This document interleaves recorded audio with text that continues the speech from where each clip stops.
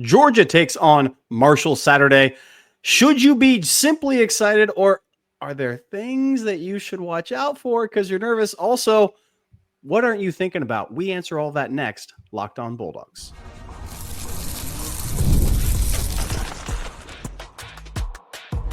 You are Locked On Bulldogs, your daily podcast on the Georgia Bulldogs. Part of the Locked On Podcast Network, your team every day.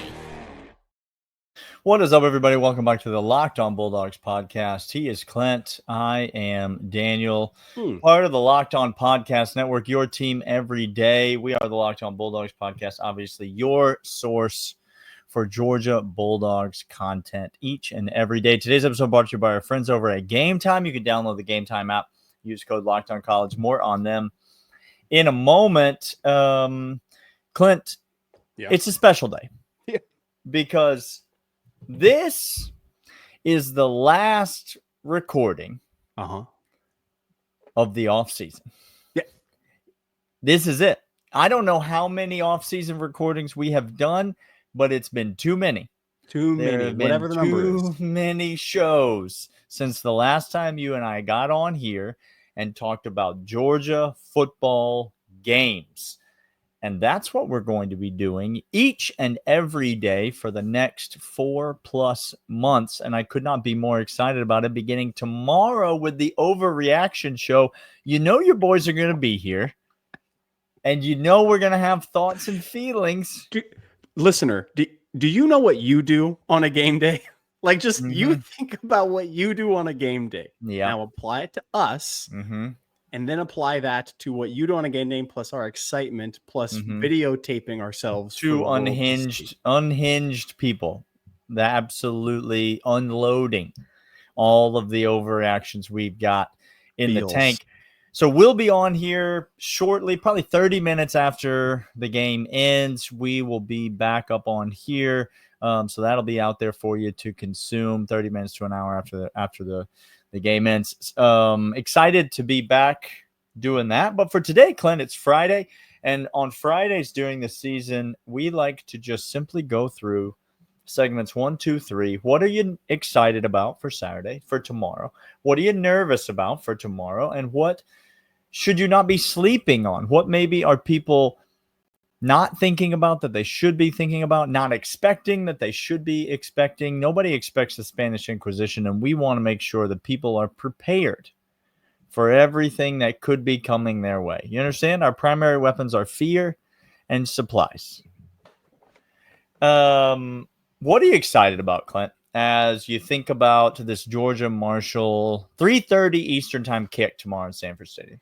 Look, there is loads to go through. You're going to have, if you don't have your food plan, your drink plan, your watch plan, and your do not disturb plan, get that right tonight. We're telling you right now. Yeah. Okay? I don't know how late the Kroger near you is open, but you're going to want to make sure that's buttoned up. If you need a queso recipe, ask my boy over here. If you need a dry rub wing recipe, I got you. We can help out each other on this. Yeah. Daniel, I'm excited. It's going to be a very specific moment in which I will be texting you incessantly when these two things happen. All right. Thing one that will happen.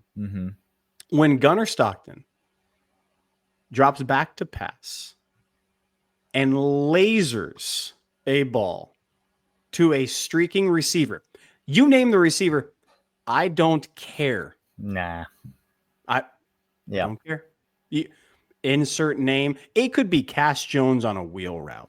It might be Cash Jones on a wheel route. And it might be. You will see me losing my mind. Just a Clint-shaped hole in this man's screen door. That's thing one. I'm actually going to add a thing 3 to this because I realize there's another thing. Thing 2 that I will just for joy be texting you incessantly, getting on the X machine and blasting from the rooftops. By the way, that's Clint on Saturdays. Occasionally your boy gets on there, chimes in, but on Saturdays, that's all Clint. Okay, so if you got a problem with what's being said, just know that's the guy you want to standing in the paint. Yeah. Second thing, I am excited for either. when one of these linebackers, I think it's Justin Williams, but it might be Raylan. It might be CJ from all reports we're hearing. The man may have gotten into some lab and athleticism was just osmosis put on him. When they destroy a running back coming through the hole, thinking that he has 5 yards of daylight, and then all of a sudden that's evaporated and erased quicker than water on a blacktop. The third thing is when Gunnar Stockton goes back and has lasered the ball across and instead pulls the ball down and starts running and seeks contact. That one does not make my list of things that I'm going to be excited about. I'm going to have bubble guts when I see that happen. I'm not going to lie to you. I get it. I'm glad that you understand it's a win, not an if. I'm glad you get that. You can't stop this man from being anything other than who he is. No, the man's got a head the shape of a football player's head. Like, that's just these are the facts. I don't make them up. But Gunnar Stockton's head is the shape of a man's head who plays football. Daniel, what are you excited about? I am excited. There's so many individual names. Okay. I'm going to go a little off the radar here. I'm going to go with an individual name. Okay. Because I think that's what this game is all about. Right? I think this game is all about, yes, we're going to get a look at the big picture team, but there's so many questions this offseason about who's going to contribute, who's going to be the guy here, who's going to step up here, who are going to be the guys on the offensive line that end up solidifying themselves as the 5 best players. I could go with one of those names easily. I'm excited to see all those guys play. Who are going to be the guys at receiver that emerge? Who are going to be the guys at running back that emerge? Who are going to be the guys on defense at so many different positions? We could go on and on. I think the closer we get to this game, I'm excited for the return of often overlooked Colby Young onto this team. The Colby Young return game, I think, this is a big moment because this guy removed from the team last year after allegations that were proven false. The kid's been through a lot, right? The kid has been through a really rough situation over the last several months. And you know what he did, Clint? He stuck it out. He stayed. He stood in the paint, just as you are standing in the paint on Twitter. He stood in the paint and said, I'm not transferring. I'm not leaving. I'm not going to go back to that godforsaken cesspool of Miami. I'm going to stay right here. This is where I am. The facts will come out. The facts did come out. And now Colby Young's back on the field.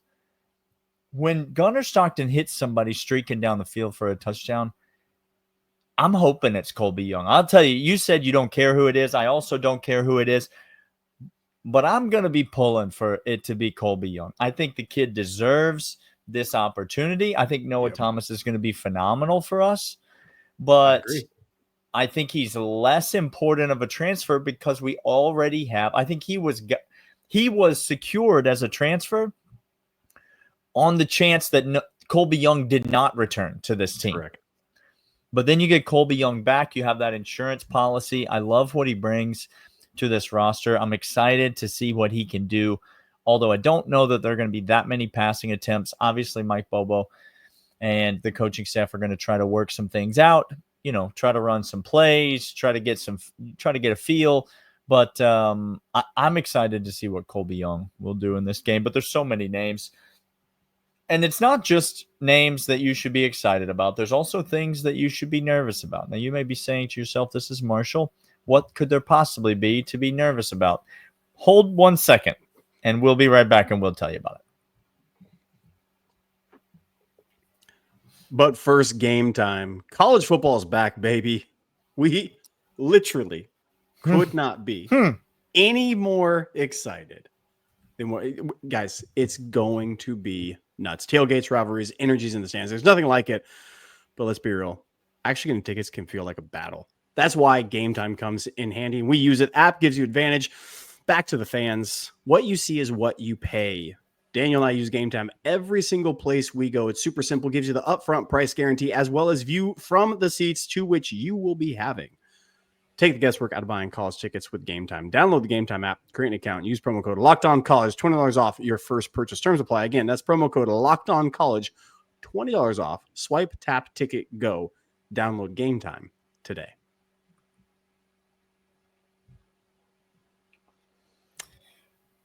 I love the Colby Young revenge tour, Daniel. It's going to be real and it's going to be glorious.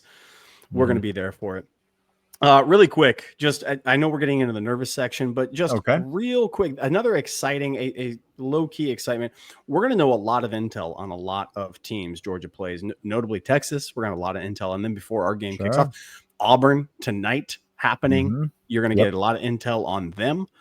Also, be excited that every single week, Daniel and I are giving you locks that are stone cold locks. People. Cash machine. We are giving you money. Yeah. Just try to take it from us if you want it. We may know what we're talking about. All right, Daniel. Nerves are here. The bucket, if you don't know what the bucket is, we have bottles and we have buckets. Bottles is for celebration. Buckets is for the bubble guts that we feel that you need to have around your personhood as you're watching the game. Daniel, what are you nervous about that is bucket worthy? Okay, well, we say it every year, but obviously injuries is first. We're not going to talk about it. You're always nervous about injuries. I do think Georgia is deeper this year than we've been in a lot of years. I think Georgia can withstand some injuries. You know you're going to get some injuries during the season, but you don't want to see them in week one, in game one. I think if I had to pinpoint what I'm most nervous about. Now, this is not, it's important to note these are not necessarily negative predictions. No. But more so just what we're nervous about. As in, if this did happen, it would be a pretty bad sign for Georgia. And I think the thing is going to be the offensive line struggling to protect in this game. I think the thing I'm most nervous about is that I mentioned who's going to step up on the offensive line. Is it going to be Juan Gaston? Is it going to be Daniel Calhoun? How's Micah Morris going to play? What's going to happen with those two tackles? Is it going to be Green and Freeling? And how are they going to perform? How's Drew Bobo going to do in his first full-time role as the starting center?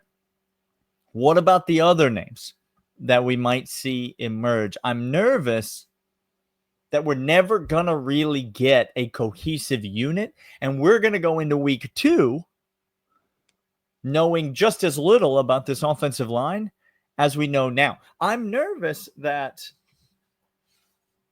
we're not going to learn as much as we hope we're going to learn, or that we're going to fear that or learn. We're going to come to realize when we look back on this Marshall game 6 weeks from now, we're going to realize, oh, we did learn something about that offensive line. We thought, well, we just don't have the cohesion. We still don't know who the names are. We don't whatever. But I'm nervous that 6 weeks from now, we're going to look back and go, oh, no, we did learn something. Just like we learned something in the UMass game last year, Clint.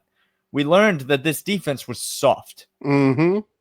And then what had happened was they continued to be soft over and over and over again the entire year. That's my fear for the offensive line, particularly this year. I do think the run blocking is going to be significantly improved, and I don't think there's any way that it won't be. But I am nervous about the pass production. I'll tell you that. I am nervous about the pass pro. The pass pro up the middle makes me a little bit. I'm nervous about clean pockets for Gunner in the situations where he is dropping back and throwing. That is something I'm going to be watching out for, and something that I'll have a little anxiety until I am proven wrong on Saturday. Daniel, it's sad when you start thinking about nerves, because what really happens is it shows us what we fear from last year, right? Like, that's what it really says. It really says, what PTSD do you have from last year? And last year we had a good deal of it, Daniel. if I could be totally honest with you. Here's what I'm nervous about. We talked about how soft this team was last year, and we talked about the improvement that we're going to see all across the board on it. But Daniel, I'm nervous that when we talk about trenches and we talk about Marshall is a running team. Marshall, one of our fans over on X tried to point out how many linemen or how many players Marshall had that were under 300 pounds, under 200 pounds. Really? Yeah. You look at the defensive line, look at the offensive line. Every single offensive lineman for Marshall is over 3 bills. Every single defensive line interior is over 330. Edge guys, 235. And the only reason I'm bringing that up is sometimes I hate the size comparison because guys can play up bigger. It's really how you play the game. I mean, Chaz Chambliss was not 275, and he set an edge pretty dang good for Georgia last year. Not great, but pretty dang good for his skill set. Daniel, I'm nervous that when we look back at the trenches, this is a game where you don't just have to get by and, okay, that was all right. That was good. Okay, we fought. No. I need to see dominance at some capacity from both sides, offense and defensive line. Both lines need to show me dominance. And I'm nervous that we're going to get into the second and third quarter, and we're going to be saying to ourselves, hey, who's in at rotation at left guard? Who's in rotation at right? Who's in rotation at the tackle position? Who's the 6th and 7th guy? Because we got to give him a shot. I'm nervous that our text messages back and forth are going to be, well, he just got spanked again. He got beat across his face. That defensive lineman slashed down, slanted hard, came across his face and blew up that zone play. Or conversely, why aren't we getting penetration in the run game? You could talk about pass. Like I get sometimes it takes a little bit for the pass rush to get home. At times I might be able to say, okay, I'll give it some time. I give 0 time for stopping. Can't have it. I can't have a game in which I am questioning the stoutness of our interior defensive front. And Daniel, I'm nervous that that's going to be part of what happens tomorrow. And if that does, I don't care about Ellis Robinson all of a sudden, which I love Ellis Robinson so far. I haven't even seen him play that much. I already can love the guy. It's weird because I'm nervous that our defensive front is porous. Our offensive linemen, and we're going to be 6, 7, 8 rotation deep, wondering who the heck is going to take over. And I can't have that. Maybe it's self-fulfilled prophecy. Maybe it's PTSD from last year, but I have the same nerves, similar nerves to what you're suggesting, Daniel. Yeah, I think I do think if you're a Georgia fan, you got to watch this game in the trenches. Like, you got to watch the line of scrimmage. Like, that's it. Because Georgia turned the ball over too many times, particularly from the quarterback position last year. Yeah. But that's not why Georgia was not good. Yes, Georgia had a pathetic third down rate last year. The worst in 5 years. But that's not the full reason that Georgia wasn't good. Georgia wasn't good because they couldn't run the ball and they couldn't stop the run. It's that simple. Period. They were soft up the middle. Yes. And they could not establish the run. It's what you've got to be watching for as a Georgia fan in this game. There's going to be a lot that happens on Saturday. 60 minutes in Sanford Stadium. There's probably things that are going to happen that even you and I, Clint, haven't thought of yet. Yeah. But we have thought of a lot of things. We're going to share some of the things that we've been thinking next.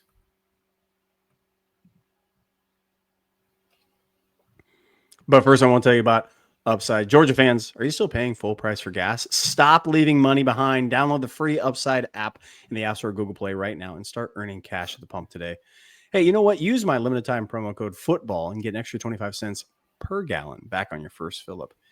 You can make up to $300 a year just from buying the gas that you already need. This is not too good to be true. It's totally legit. Real people are getting paid just to make their daily commutes. Plus, you can cash out bank, PayPal, eGift, Amazon, and other brands. Don't let this offer drive by. Download Upside app. Use promo code FOOTBALL. Limited time, 25 cents per gallon bonus. That's promo code FOOTBALL.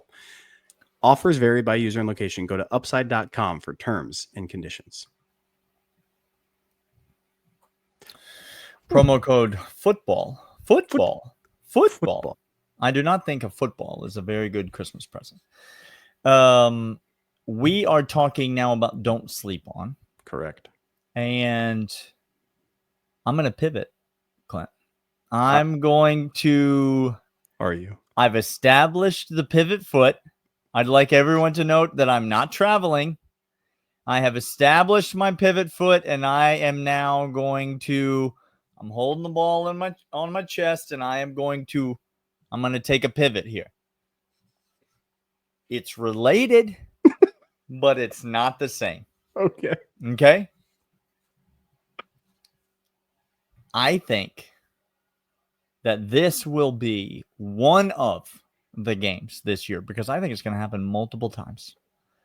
But I think that this Saturday is going to be one of the games where Georgia's defense and special teams outscores the other team's offense.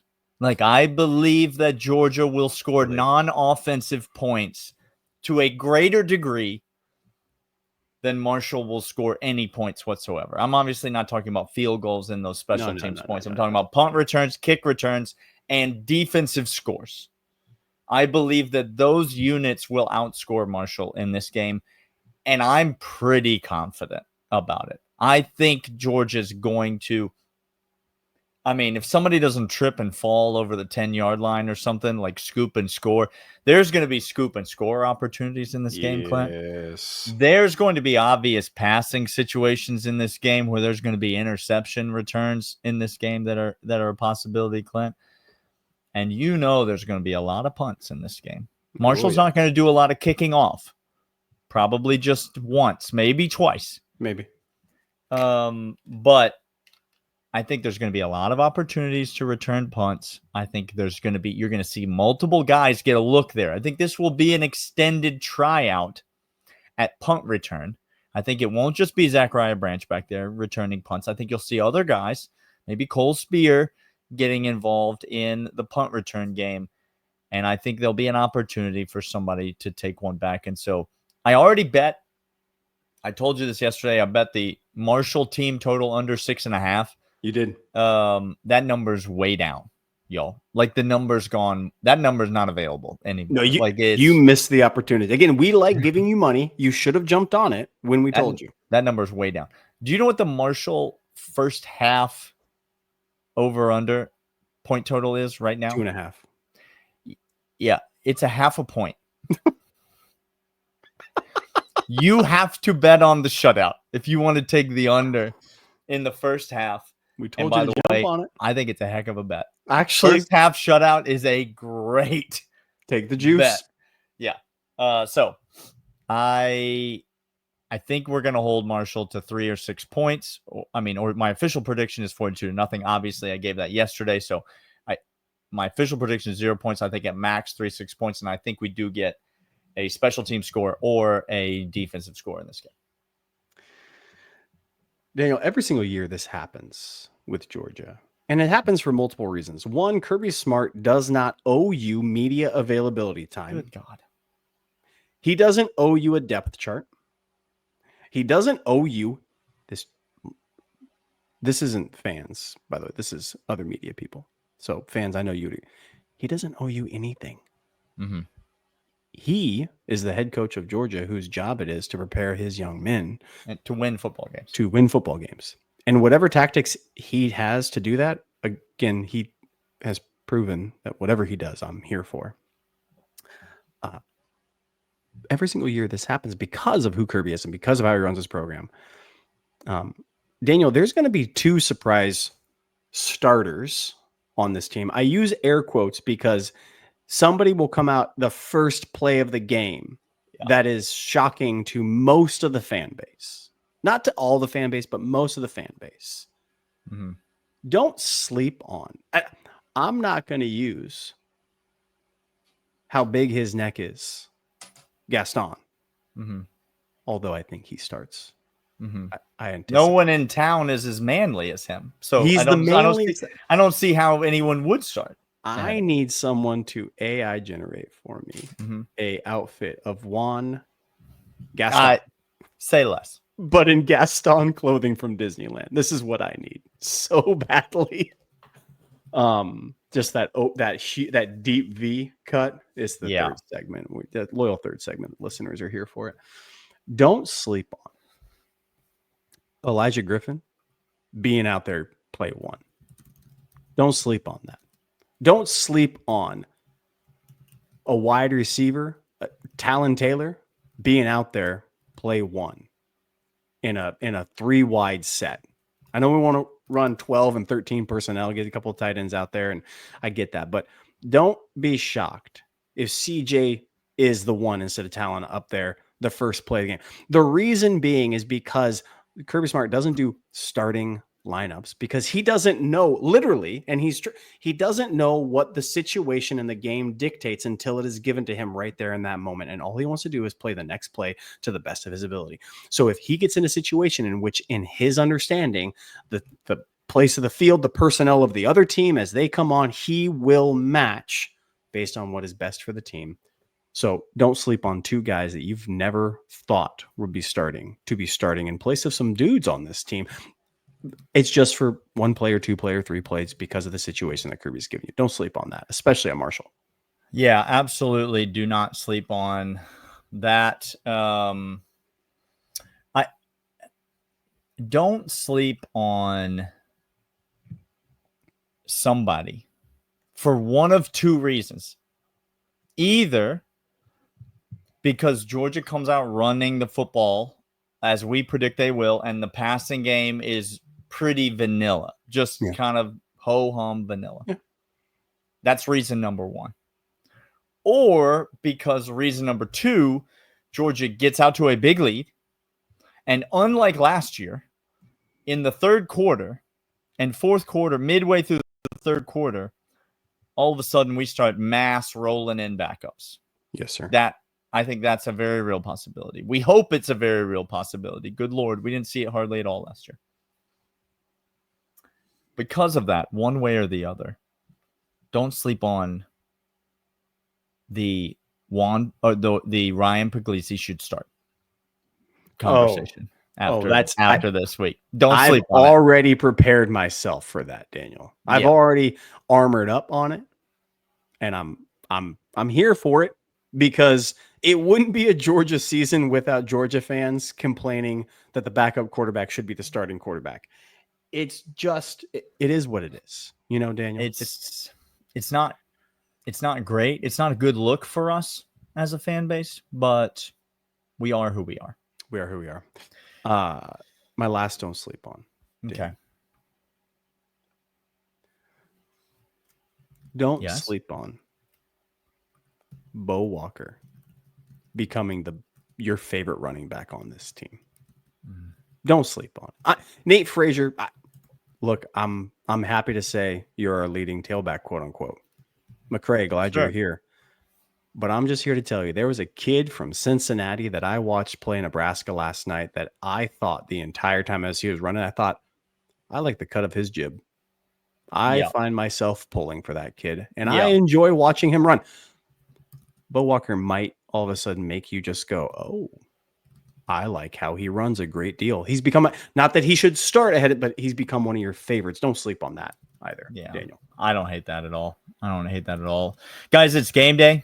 We're going to be back on Saturday night with an overreaction show. We're going to be back all next week reacting to everything that we saw, looking ahead to next week's action. We are in the season. If you're not already subscribed, please subscribe. If you're not already following along, hit us up on X at Dawgs Podcast. Send us an email, lockdownbulldogs@gmail.com. We would love to hang out. We're making plans to be in Athens later this year, and so we will be sure to let you know. We'd love to connect with you and see you and hang out at a tailgate.